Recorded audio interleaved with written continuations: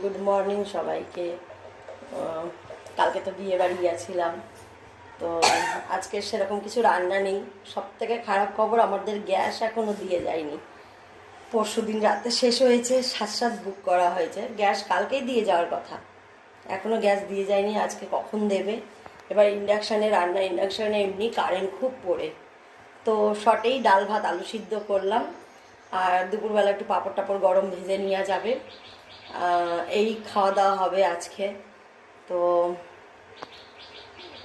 আর তারপরে কালকে যেহেতু ভারী খাওয়ার দাওয়ার হয়েছিল, তো আজকে এরকম হালকা খাওয়াটাই ঠিক হবে, একটু লেবু টেবু নিংড়ে খেলে।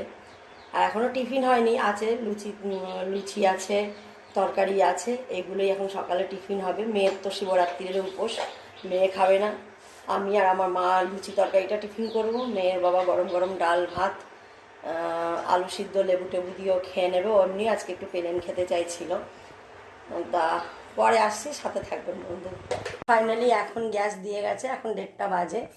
তো আর অসুবিধা নেই, রাত্রিবেলা রান্না করতে সুবিধা হবে। আর কালকেও মেয়ে যেহেতু আজকে সারাদিন উপোস, কালকে একেবারে জল ঢেলে 4 প্রহরের জল ঢেলে তারপরে খাবে। তো রান্নাবান্নার টেনশন নিয়ে করতে পারবো তাড়াহুড়ো করে। আর কেবেলওয়ালা দাদাদের কতদিন ধরে ডাকছি, কেবেলওয়ালা দাদারা আসে না। আজকে এসছে ঠিক করতে কেবেল লাইন। অনেকদিন টিভি বন্ধ ছিল, বাড়িঘর তো ঠিক ছিল বলে আজকে লাইন টাইন জুড়ে দিয়ে যাবে। তো এই যে মেয়ে আমার শিবরাত্রি পুজোর গোছগাছ করছে। মারে খিদে পাচ্ছে মা? পুজোর উপোস করলে খিদে পায় না। ও আর আমার এক বান্ধবীর ছেলে, ও শিবরাত্রি করবে, ওর সাথে এবছর তাহলে কর কর। তো দুই ভাই বোন মিলে, ও দুই ভাই বোন মিলে শিবরাত্রির উপোস করছে। সাথে থাকবেন বন্ধুরা, আবার আসছি পরে। মেয়ে আমার ফাইনালি শিব ঠাকুরের জল ঢেলে চলে এলো। এখন বাজে 10টা 38। প্রথম প্রহর আর দ্বিতীয় প্রহরের জল ঢেলে নিয়েছে। তৃতীয় প্রহর আর চতুর্থ প্রহরের জল আমাদের ঘরে শিব আছে, প্রতিষ্ঠা করা শিব। তো 2 প্রহর বাড়িতেই জল ঢেলে নেবে। তো এই যে মেয়ের ফাইনাল লুক।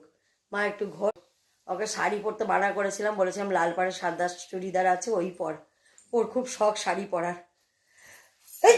এই শাড়ি পরে গিয়ে শিব ঠাকুরকে যে জল টল ঢেলে চলে এসছে। এবার আরও 2 প্রহর জলও বাড়িতে ঢালবে, তারপরে গিয়ে শাড়ি খুলবে। ভালো তো বলছি ওকে যে একটু জল টল খেয়ে নে, এখন জল টল খাচ্ছে না, কখন খায়। বলছি একটু জল বাতাসা খা।